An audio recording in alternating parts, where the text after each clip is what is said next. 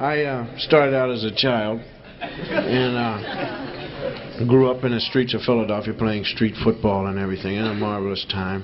And let me tell you about my pair of shoes. The first pair of shoes I ever had that I played football in, street football. We didn't have any sneakers. There was only one kid in our neighborhood that had a pair of sneakers. His name was Rudy. I'll never forget it. Rudy came running by us so fast. You know. I said, "What was that?" I said, "I don't know. It was something fast." You know, and he came up. "How you doing, gang? How's everything?" "It's good to see you." "What do you got on?" "I got on sneakers. See that? They make you run fast. You can run, stop on a dime. I give you 9 cents change, and I can keep going. And you see these little rubber balls on the side there? Yeah, well, they keep me from making sparks, setting my pants on fire, because I run so fast, you know. But we always had like a second pair of shoes to run in. Second pair of shoes used to be the best pair, but now you go and you get a good pair, and they become the seconds, you see.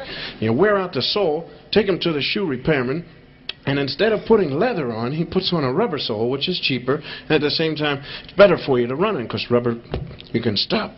So there's a difference the way they put on the sole. Now leather, they sew. Rubber, the shoe repairman tacks. So when you run and play, you don't wear the sole out as fast as you wear out the heads of the nails that hold on the sole.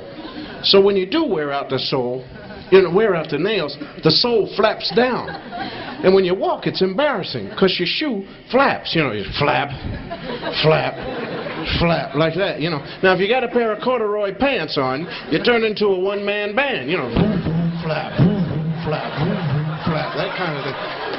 And these shoes were great, because if you see a quarter, you don't have to bend over, you know. You just pick it right up, you know. Just keep walking. Great pair of shoes.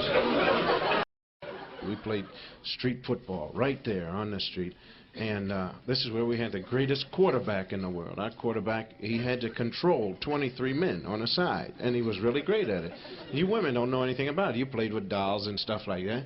But here's a guy with an ingenious mind. He'd call a football play like this. He'd always get down on one knee and draw things. You know, he'd take a Coke bottle top. "Now, Shorty, this is you. This is a Coke bottle." "I don't want to be the Coke bottle top." "Okay, what do you want to be?" "Yeah, I want to be the piece of glass." "Okay." Now, listen to this now. Arnie, go down 10 steps and cut left behind the black Chevy.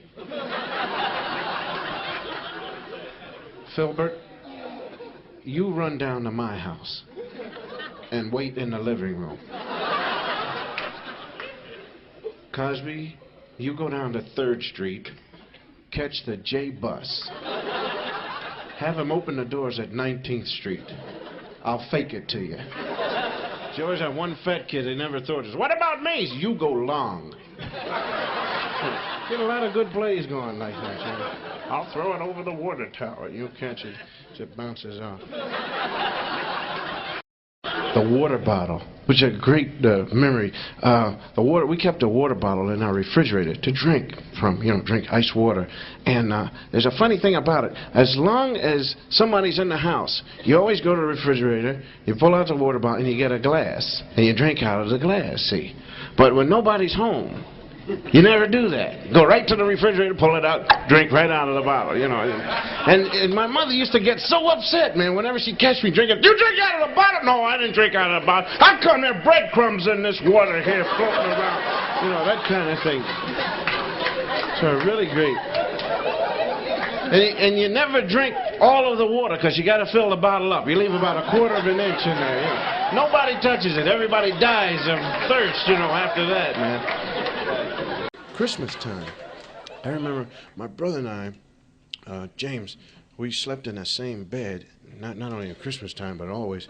And, parents are funny, because kids have a great time. It's like around 9 o'clock at night. That's when I really had a great time. We were laughing and giggling and bumping our head, having a great pouring water on each other. And the first thing the parent says, "You're getting silly. Go to bed." They don't understand. "Why? How come we're having fun?" "No, we want you to look like us. Be evil, smoke, drink, that kind of thing. But now, I remember waiting for Santa Claus. Now, Santa Claus to me was the great man. Gifts are coming, and wondering if I had been good during that time of the whole year and everything. And we couldn't wait for Santa Claus to come. And his heart's really tom, tom, tom, tom, tom, tom. You know, Santa Claus is coming. I wish he'd come now, you know, and the clock stops. It just stops. He never comes. So he said, well, now, for Santa Claus to come, let's go to sleep now. Yeah, about 3 o'clock in the afternoon. Try and go to sleep. You know, run upstairs and jump into bed. You ever really try and go to sleep? Nothing, you know. And then you start talking.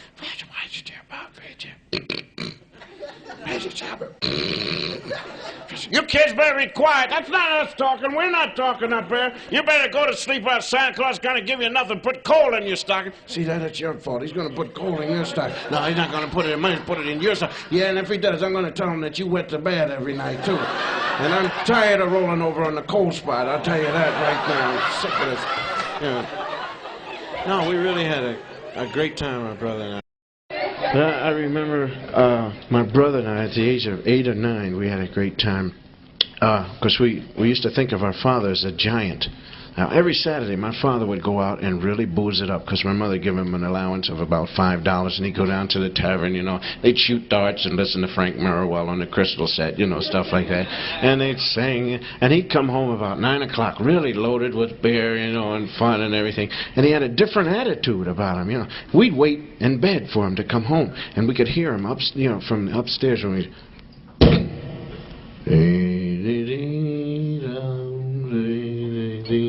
And he'd come in and he'd speak to my mother. Hello, my dear. How are you? You know, she wouldn't speak because he's juice. You know. You could hear him go upstairs and boom, boom, boom. We'd look at each other and say, the giant is home. He'd go past our bedroom into his room, you know, and you could hear him trying to take off his clothes. He'd drop his trousers. Chink! The giant has money. We'd wait for him to go to sleep, you know. He'd crawl in the bed. Oh, merciful Father. You could hear him snore. When my old man drank and really got boozed up, you could... You know, and he'd breathe so heavy that the whole house, everybody in the house would breathe with him, you know. And he would do a thing that you call chain stoking, which is you breathe and then you stop. You know, and he used to bug us, really. He goes, Dad! Breathe so we can breathe. Oh, thanks a lot. Gee whiz, you know, that kind of thing. But he'd go to sleep, and my brother and I would crawl into the room. You know, it was a big operation for us, hearts thumping, boom, boom, boom. We'd go through his pockets and steal him blind. Man, we'd run back in the bed and jump and split up the money. 85 cents, isn't that horrible? You know, and he never caught us, never did. No, one morning he caught us. He really did. The giant caught us. I'd heard him. He woke up, looked through his pockets. Fee, fi, fo, fum. Who stole my dough? Did you take my dough, wife? No, I didn't. Did the kids take my dough? I'll beat the kids for this. Let me get my belt. Leave the children alone. Why? You in it with them? Yes, I get 20%. Oh, we used to take a lot from my dad. I worked in the operating room, and doctors make mistakes like anybody else. You know, I'm not knocking them. They make mistakes. Now, what would a doctor say if he makes a mistake? You know, like, especially in surgery, when a guy's operating. Now, you know, a mechanic will mess up something, he say, oops, you know, that kind of thing. What's the doctor say when he cuts the wrong thing? You know, the guy's operating, and it's local anesthesia. You know, the guy's just awake down there reading a magazine or something. And, you know, they're operating on against strobers, sheeps, cabs, streamers, sap, shakes, oops. And the patient said, what did you say? Nothing, just lie down. What did you say? Did you say oops? Don't worry, I've said oops before. I know what I've done when I've said oops. Now, what did you do saying oops there? You know, that kind of thing, man. Really weird. There was one guy that I always worried about, and this is a Lone Ranger buddy, Tanto. Now, Tanto, to me, always was like, I would say to Tanto, you know, why does he do the same thing? Because the Lone Ranger would always say, Tanto, yes, Kimasari, I want you to go to town. You know, and every time he'd go to town, the bandits would beat the snot out of him. Oh, they'd give him, nice to have you in town, Tanto. You know, and he'd go back, and the Lone Ranger would look at him, oh, my goodness, Tanto, you know. Did you get the information? Yes, me have information. You know, that kind of thing. And I'd always holler in the radio, Tanto, don't go to town. You know, they're going to beat you up again, man. You know, just one time. Tanto, yes, Kemosabe, you go to town. You go to hell, Kemosabe. I want you to get the information. What is information? Information say, Tanto, no go to town. That's what information says. Did you ever figure out what would happen if these two guys ever went into a town and there was no violence? There's nothing to do but get drunk, you know. Lone Ranger and Tanto really knocked out, you know.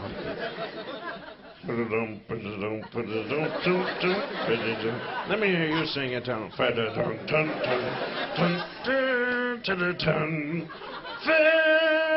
Oh, shut up. Tanto, you have any money to get a drink with? No, Kemosabe.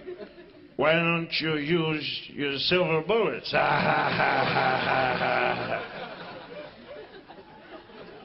Well, we better try and work on the bartender. Right, Kemo.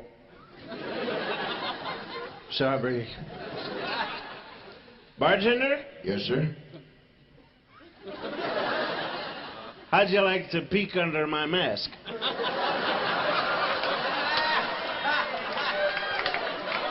Take a look at this. How about that, huh? And there's another problem that evolves. How about Silver, the Lone Ranger's horse? Now, the Lone Ranger thinks nothing of running and jumping on Silver and chasing after a bandit that has at least an 8 or 10 mile lead.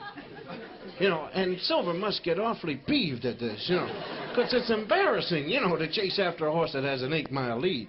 And you can always say, Masked Man, yes, what is it? The best, what is it?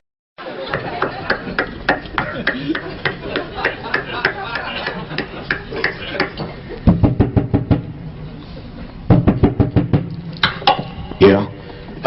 Pardon me, is Ralph Jameson at home? Who? Ralph Jameson. No, there's no Jameson living here. This is apartment 116. He lives down the hall, 114 there.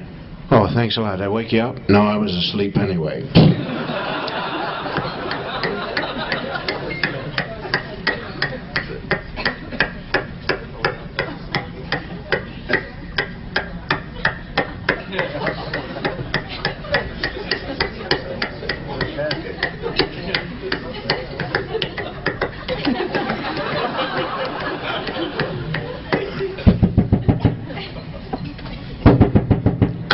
Yeah.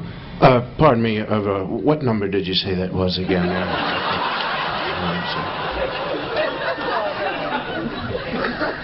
You knock on this door again, I'll punch you right in the mouth. Gee whiz, thanks a lot.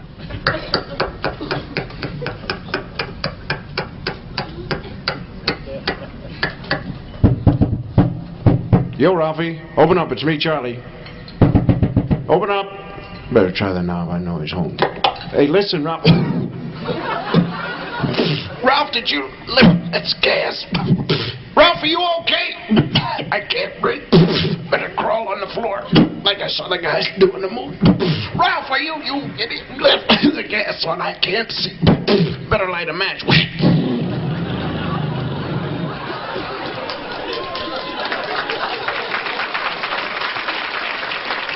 Thank you. I joined the Navy, and I became a medic, Hospital Corman. I was very proud. Instant doctorship. That's what it is. In 6 weeks, you can operate on people, give them needles, kill them, you know, that kind of thing. You know, you pronounce people dead. You know, you're dead. Thanks a lot. Get out of service. You know.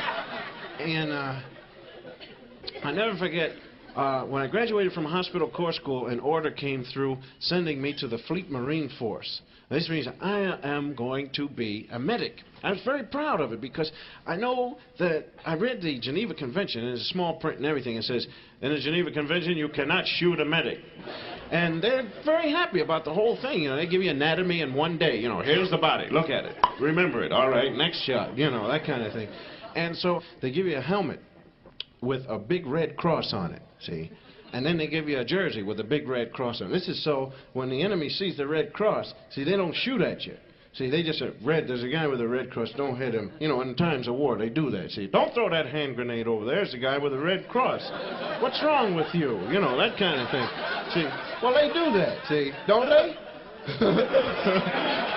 No, they're nice about it. So we're really proud of that. We can't get shot down. You know, that's wonderful.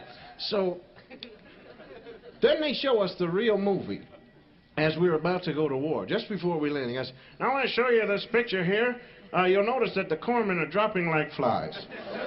That's because the enemy is not upholding the Geneva Convention, you know, and they said the first thing they try and get, actually, is the hospital corpsman. And actually, the lifespan of a hospital corpsman from the time his foot hits the water to the time he almost gets to the beach is 7 seconds. And, you know, the corpsmen are scrambling after that. Give me some steel wool. Get this Red Cross off of here. You know, anybody want to buy a helmet with a Red Cross on it, you know, for a gun? How about some morphine? Take this helmet for some morphine, you know. So I was aware of this, you know, I was really frightened, and I said, gee whiz, I said, I hope they don't get me, you know, and I run, they let down the thing, you know, bang! First thing I did, man, was scurry to the beach, you know, jump in the foxhole, safe! I'm not moving. I'm sorry, I'm not moving. There are 5 guys with me, and we're having fun. We're watching the war, you know. It's a nice war going on, yeah. Somebody's winning fireworks. Ooh, look, a ship in the air, you know, that kind of thing. And there, an explosion went off about 100 feet away. And a piece of shrapnel caught one of the guys, you know, and zonked him right out. He's gone, you know. And there's a guy next to... Zonk means dead. And there's a guy next to me, typical movie nut. You know, I didn't even know they were real. I thought they were just in the movie, you know. Boy, they got Charlie. Shut up. Be quiet, man. Watch the war. Watch the war. You know. No, they got Charlie, and I'm going to get him. You're not going to do nothing. Get out of the foxhole and shut up. I'm going to get him. Will you get... And he broke loose, and he runs nowhere but right out into the open, man. He's scurrying around. Where are you, rotten? You know, whatever. And these guys, the enemy's hiding up in the trees, having fun. You know. Anybody want this nut scurrying around out here in the open there, you know? And the first thing they do is, and they gun him down. First thing this guy says is, medic!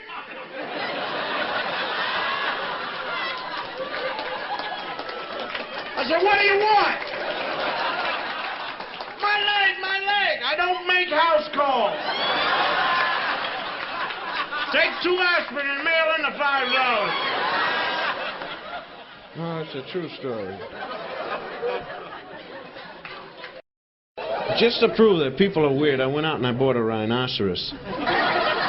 And I put him in my apartment, you know, and I dug a hole and everything for him. And, you know, I refused to hang my hat on his horn, you know, that kind of thing. And just to prove to you, some people are weird enough that they'll pretend that a rhinoceros in the living room doesn't excite them. Now, you get people like that guy will walk by and say, oh my, you have a rhinoceros, huh? We used to have a rhinoceros.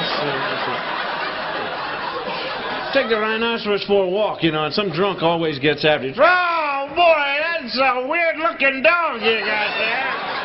Does he bite? No, but he'll ram the hell out of you. That's what he'll do. Half man, half animal. Wolf man, right? And here's a guy that I sympathize with because he can never remember his rhythm pattern. He's walking around as a normal human being, then the moon comes up on it. You know. Now, a guy like that has got to be embarrassing to his family. You know, he's sitting around eating dinner and the moon comes up. So, oh, Pop, were you going out in the yard someplace like that? How about if he's getting a haircut, man, as a normal human being, right? Barber's giving him a haircut, and the moon comes up. Oh, hey, mister, it's going to cost you an extra $8 after this. So, well, make it light around the legs, will you, please? Speaking of death, I was thinking now, they had a problem. Elaine May and Mike Nichols did a bit on funerals and how expensive funerals are. And I was thinking, you know, it's kind of weird that people should complain about the price of funerals because it's your last thing anyway, and you want to splurge. You want a beautiful funeral. I do. Everybody does, you know. And I was thinking, like, it would be great. The silly thing, really, about a funeral is the fact that people go in and they see you in the casket, stoned away, you know. Nothing but a rigor mortis face there, you know. And they look at you and they come out and they say, didn't he look like himself? Which is sickening, you know. Because, like, if you put yourself in bed like that and you really set up, you know, lie down in the bed like that, people would see, they say, he's dead. They wouldn't can say, doesn't he look like himself? No, you know, people say, I thought you were dead. No, I was just sleeping like that. Well, don't sleep like that anymore, you know, because you look like you were dead. So I was thinking now, for the people that always feel, didn't he look like himself? For $50, an extra 100 or something like that, what you ought to do is hook up a tape recorder, you know, and play it so you can talk to them as they go by. You know, hi, how have you been? Don't I look like myself? You know, aren't I wonderful? It's good to see you. You know, just keep it running like that for those people, you know. And maybe for an extra $200, you name names, you know. Hi, Bob. How's the wife and kids? You certainly do look great. Don't I look like myself? You know, that kind of... Well, it's sick, but it serves a purpose, you know. Because I can't stand, you know, so how'd he look? He looked dead, I'll tell you the truth, man. He really looked dead, you know. But when I was in, like I said, in the Navy, I was on this ship. And the thing that really caught my attention was a burial at sea. And it seemed like a cheap thing to do, because I didn't understand it. They put the flag over the body, see, and they marched the guy out, you know, and they put it on the edge, and then they, you know, the chaplain or whoever's telling them, gubby, and then they, you know, and they dumped the body into the water. Well, the flag stays. I thought the flag was supposed to go with the guy, you know, and it must be embarrassing to a guy that dies, you know. That's a cheap thing to do to me, you know, put a flag over, you promise him he's going to sea with the flag, and then, now for my next magical trick. You know. So what I did was, one of the guys died at sea, and as Rigor Mortis was setting in, we clamped his hands around the flag, you know. And the guy went up, let go of the goddamn thing. What the hell are you doing? He wants to go with his flag. He loves it, you know. Oh, that's a true. The Neanderthal Man. Now, let's think back. Now, today, we know what to eat. You go into a restaurant or you go into your home, and you say, what's for dinner? Let's have spaghetti. Let's have steak. Let's have some meat, you know. Now, a caveman couldn't say that because he didn't know anything about eating meat. He didn't know anything. He was just out there, you know, just right out there. Hey, I'm a caveman, and I'm out here, you know, that kind of thing. And the rain would come down. He didn't know what rain was. Oh, what is that? Run and hide, you know, that kind of thing. So it's all right. It's soft. Feel it. Oh, yes. Isn't it wonderful? You know, and then a hailstorm would come down and fool them all, you know. Oh, hey, that hurts, you know. Hard water. You know, that kind of thing. So I figured the only thing that they knew how to eat, you know, like the bushes were there for them. So they just eat bushes every day, bushes. And they must have gotten tired of bushes, you know. I guess, oh, this is rotten. These bushes are the worst bush I've ever had in my life. Man. See, don't eat that bush because you'll get a rash from it. It'll make you break right out. It's terrible, you know.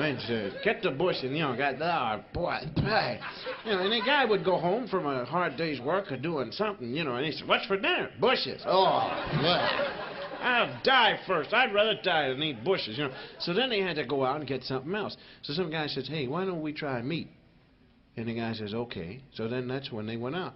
But now they must have made a couple of mistakes. See, they must have attacked the wrong animals. So we see, basking away in the sun, 2 saber-toothed tigers. And one tiger talks to the other. Hey, Arnold. Yeah? Don't look now. But over your right shoulder, there's a Neanderthal man sneaking up behind us. And he's got a stick in his hand. And he's going to hit one of us. Say what? That's the same nut that hit me behind the ear with a rock and run like hell yesterday.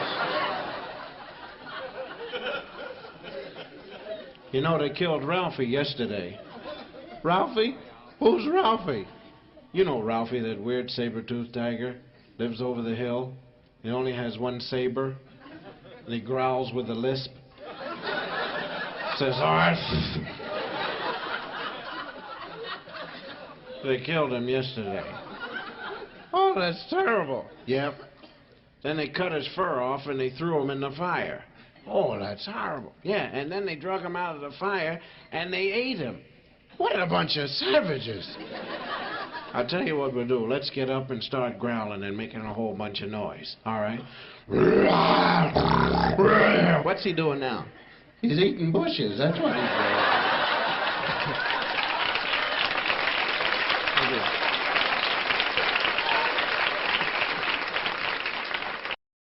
The first time ever televised, we ever had a game that was televised, we played against a school called Hofstra. The athletic director came into the locker room and he says, now listen fellas, he says, you guys are on television, he says, and this is the first time for you. He said, I am not really concerned with winning as I am with the fact that you guys are on television and there are certain areas of your body that you shouldn't touch because it's embarrassing to the people watching TV. So the guy says, yeah, okay, we know what you're talking about. So he made us sign an affidavit promising that we would not touch certain areas of our body, you know. So we ran out on the field. I don't know why it happened to me. First time I carried the ball, I went up to this hole, and I saw the guy on the ground. He was a defensive man. He was down, and I started to step over him, and just as I raised the left leg, he came up and really hit me. Wacko! You know, in the worst place. And I said, oh! And I started to grab you. You'd better not touch any areas of your body. So I grabbed my head. And I went into the huddle, guys. I said, what's the matter? And to make it look good, they bandaged up my head. That's the truth. That's the truth. I want to tell you about Seattle, Washington, and then I'm going. Seattle, Washington is a city, as far as the weather's concerned, they're a little backwards. And in Seattle, they have rain at least 365 days of the year. So therefore, they don't know anything about the sun. As a matter of fact, they think that the sun is evil. You know, when the sun comes up, what did we do? Is our town bad? You know, what have we done? You know, and they go out and they cut a calf, you know, and put them up on a rock. You know, that kind of thing. But, no, that's the truth. And you can see them out there. They don't know the difference. You know, they're out there on the beach when it's raining, getting a rain tan. You know, they're out there. And they think the more wrinkled the body, the better you look. You know, really. Because, oh, you look like a prune. Thanks a lot. I appreciate that. You know, it's the truth. And you ask anybody from Seattle, says, do you like the sun? No. Why? Dries up the sinuses. That's why. You know, can't breathe. Got little gull slits on their raincoats, you know, stuff like that. And in Seattle, they have this gorilla. And his name is Bobo. And the veterinarians have been going mad trying to get Bobo to mate. This is the truth. Bobo is about 54 years old now, and it's costing the zoo an awful lot of money because he's the only gorilla that they have, and they want to get another one. So the way to do it is, you know, to call up a zoo, for them to send up a female gorilla, and then they mate, and then they get a little gorilla, and then you do that twice, and you get a gorilla, and then the old gorilla can die off if he wants to, you know, which is less expensive than hiring Clyde Beatty to go out there and get you one, you know. So, and more fun for the gorilla, too, you know. But Bobo knows nothing about mating. You know, he just sits there. And, you know, the vets keep saying, come on, Bobo, pretty soon you'll be too old. Not, you know, you're gone. And so he just... And as a matter of prestige, too, other zoos keep calling up, and they know about Bobo, and they keep making fun of him. You know, it's, nah, nah, nah, nah, nah, your gorilla don't know nothing, you know, that kind of thing. But the guys from the Philadelphia Zoo were very nice about the whole thing. They closed up their zoo, and they sent up their best-looking female gorillas. And she went into the cage with Bobo, and she was looking good, too. She had long black stockings on, you know, and some heavy eye makeup. And they gave her a girdle with hair on it, you know, and she was looking very shapely. She went into the cage, and boom, boom, boom, boom, boom, boom, boom, boom, boom. And he did nothing. He was just... And, of course, she stormed out of there. Well, this left the vets to try different methods. And one guy thought he had a good thing going. He went in and he read him dirty stories. And that didn't work, even the parts underlined. And then another guy went in and he showed him some gorilla stag movies. You know, where the gorillas have black tape across their eyes so you can't tell who they are and nothing like that. And he walked out in the middle of the stag movie, and the last method they tried was they took some darts and they dipped them into this special gland-secreting stuff that they got from an old sailor. There's a box marked Tijuana COD, you know. And they took the darts and they threw them and hit him in the back. And the darts did nothing to him. He just pulled away and pulled them out, and he threw them away, and they hit a hippo. And the hippo went wild. I mean, everything. Birds, trees, grass, and garbage cans. He was all over the place there. As a matter of fact, they have some of the weirdest looking animals out in that zoo now. They have a giraffe with a hippo's head, and his neck can't hold the head up. You know, it keeps going down on the ground. That's a true story, though. You don't believe it. Yeah.